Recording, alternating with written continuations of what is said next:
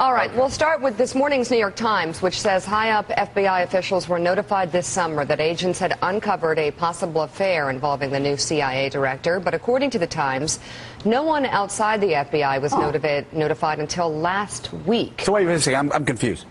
So they knew back in the summer, and the President of the United States didn't find out till 5 o'clock the night of the election? Nah, that doesn't make sense. That's good.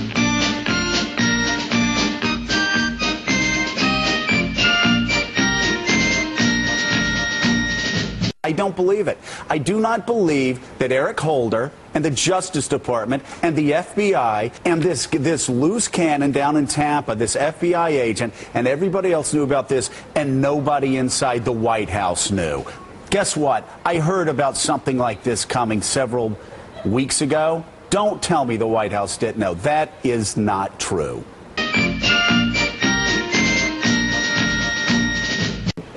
Peter. It is mind-blowing to think that the director of the FBI knew about this from the summer, has almost daily contacts with the President of the United States, knows that the man who is entrusted to, in effect, run the war on terror may be compromised, and he doesn't say anything to the President of the United States for months?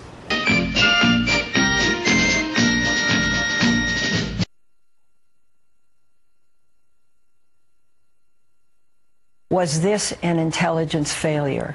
To some respect, if you ask me right now, based on what I'd seen, I would have to say yes. Benghazi. Benghazi.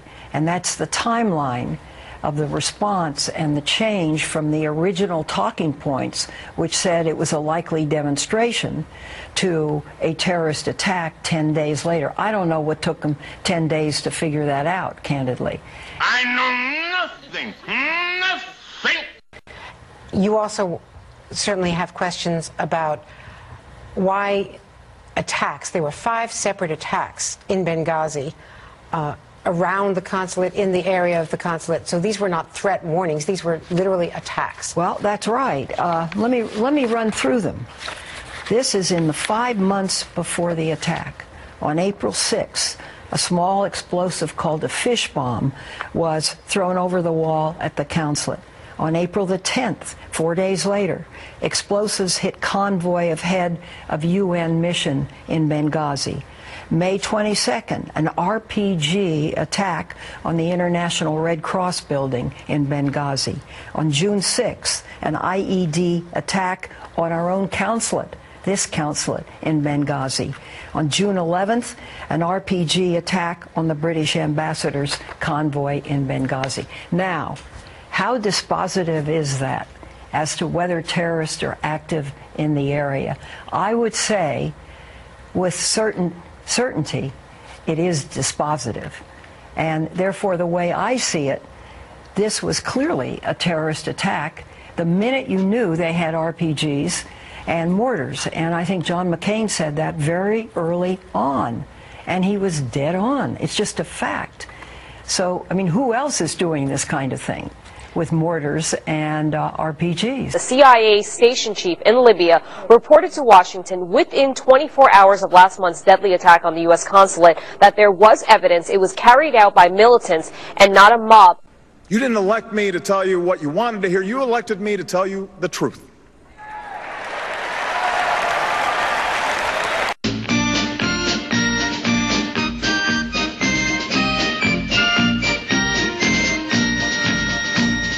They wanted more security there. Well, we weren't told they wanted more security again. We did not know they wanted more security again. I know nothing. Nothing.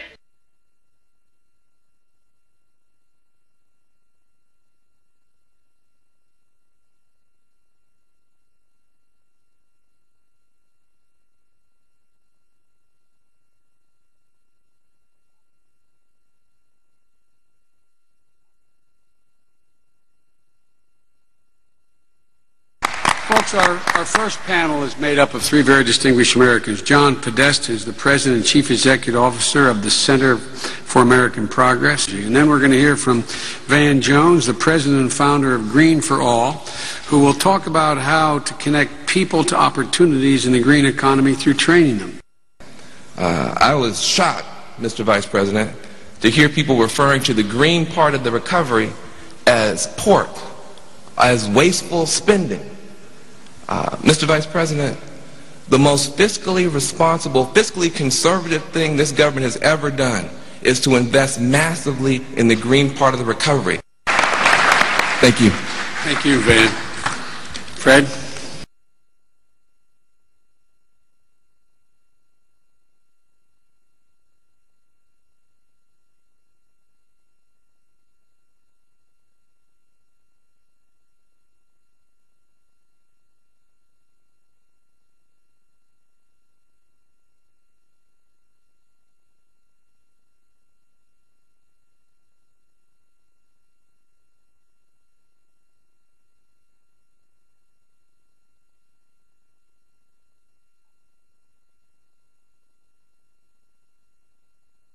Let me ask you about the Tea Party. I pretty well have an idea of what your thoughts are on the Tea Party. What is your thought on the Van Jones organization? We have been in this period where there's just nothing but fighting, and so you have on the one end Van Jones's guys, whoever he is, talking about used to be in the administration. Used to be Green Czar. Oh, is that all right? Well, the point is, I know nothing. Nothing. They wanted more security there. Well, we weren't told they wanted more security again. We did not know they wanted more security again. I know nothing. Nothing. Yeah. Oh, thank you, Jay. The Boston Globe reported today on the president's uncle that had been arrested. Was the president aware that his uncle was in the United States? He became aware of this story when I walked into his office and, among other subjects, mentioned it to him, and it was new to him on Monday. The Associated Press has learned that Barack Obama's aunt has been living in the U.S. illegally for a number of years. Zaytun Onyango is living in this public housing complex in Boston, despite being instructed to leave the country back in 2004. Obama's campaign says the Democratic presidential candidate was unaware that his aunt was living here illegally. The native Kenyan is the half-sister of Obama's late father and attended his swearing into the U.S. Senate in 2004. That same year, she was instructed to leave the country by a U.S. immigration judge who denied her asylum request.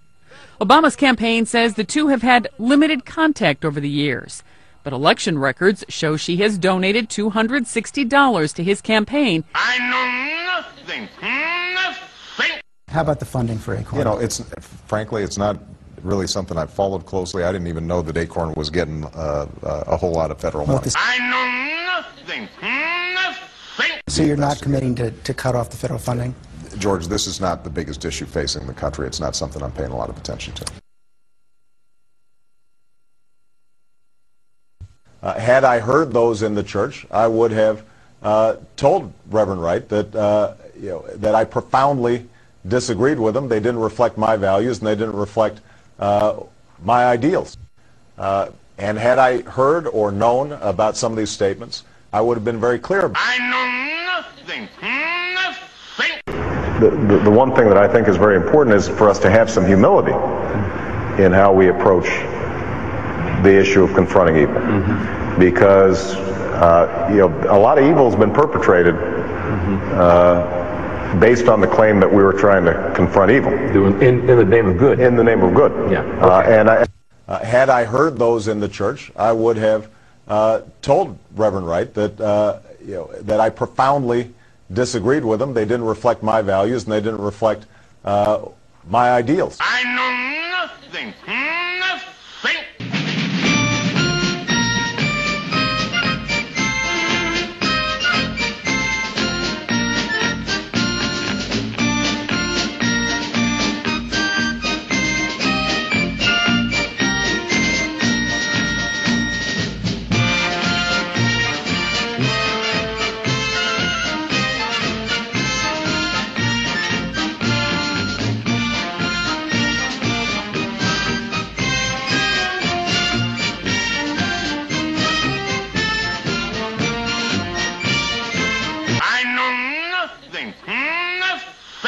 And I did not vet my pastor.